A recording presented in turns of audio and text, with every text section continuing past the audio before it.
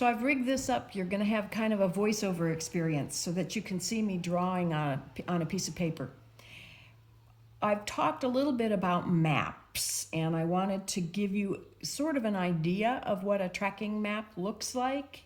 There's also, I'm going to want you to keep a tracking journal, and basically you're going to be putting your map in the journal, but you're also including other information that you're saving to be able to look back and see the progress of your dog.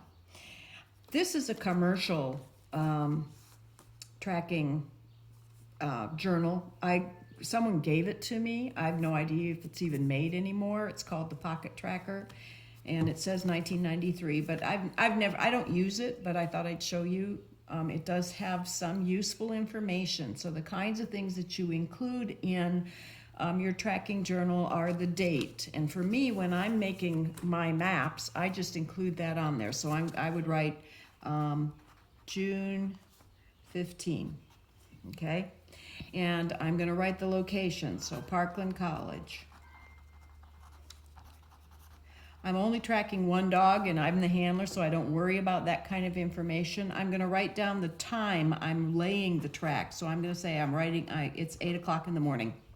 Later on, I'll write down the time that I actually run the track, so it might be at 10 o'clock a.m. I'm going to write, and that lets me calculate the age. I'm going to write the approximate length. The first one you're going to be doing is 50 yards. And I will write down some information about the weather. So I might say it's 70 degrees, there's a light wind, and it's humid and overcast. It's not the case today, but those are the kinds of things I would kind of write down to let me have an idea of what was happening that day when I was laying the track. When it comes down to making your actual map, people do it in a variety of ways.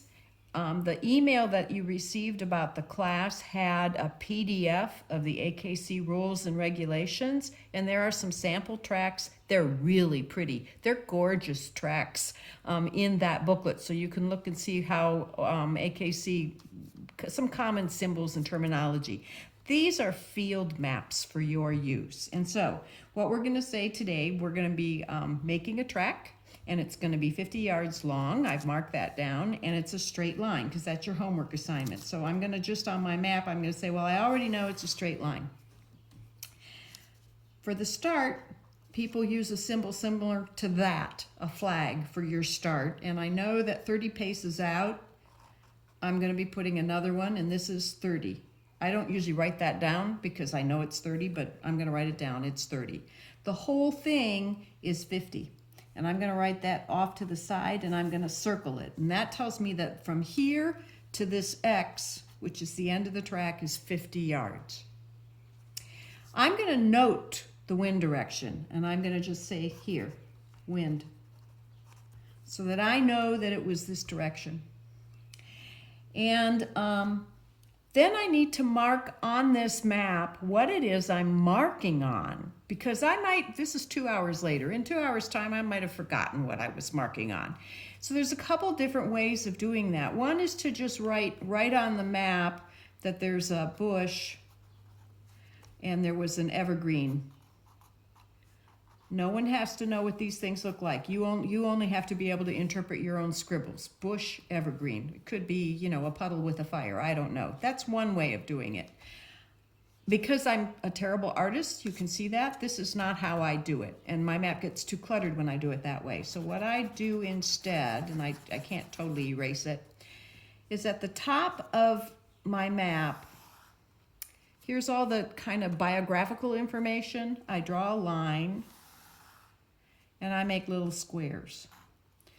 And this first square here is my markers for leg 1. So I would write bush, evergreen. Okay, so that tells me a bush and evergreen. That's what I was marking on. When I was standing here, I was marking on an evergreen and a bush. I walked my 50 paces, and then I'm gonna mark on here that over here there was a McDonald's bag, piece of trash, okay? And over here, and I use a dotted line, so I know that I didn't walk there. And over here, there was a trash can. So this helps me triangulate. I know that I was heading towards the evergreen and the bush, and when I get to where the evergreen and bush are still in front of me, but the trash can's off one shoulder and the McDonald's bag is on the other shoulder, I should be able to look down and see my article. The next thing I'm going to do, if I'm really wanting to be religious about this, I keep this map, and after the dog runs the map, I'm going to make some notes. Dog was enthusiastic. Oh, there's one more thing you need to put down because it's new. But anyway, dog was enthusiastic, but tracked to the side about 5 feet. So if I were going to draw a line, I could say maybe the dog actually was over here. He wasn't really on the track, okay? So that's what the dog did. That might make me rethink, well, was the wind really directly behind him? Or maybe the wind was this way a little bit so that he was being pushed off to the side, okay? So I can make some notes about the good things. I can make some notes about the things that were a problem that the dog struggled with.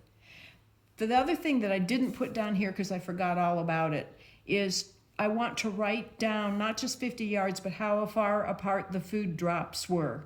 So we're saying this is a brand new track. It's a brand new dog that you're starting. And so I'm going to say that the food drops were food every 2 steps. So another thing I might note down here after I run it is dog missed half the food drops. That lets me know I can have less food. If the dog found all the food drops, I might want to keep that support for a while. And there's a tracking map. It's ugly, doesn't matter. You're the only person that needs to be able to interpret what's on this piece of paper.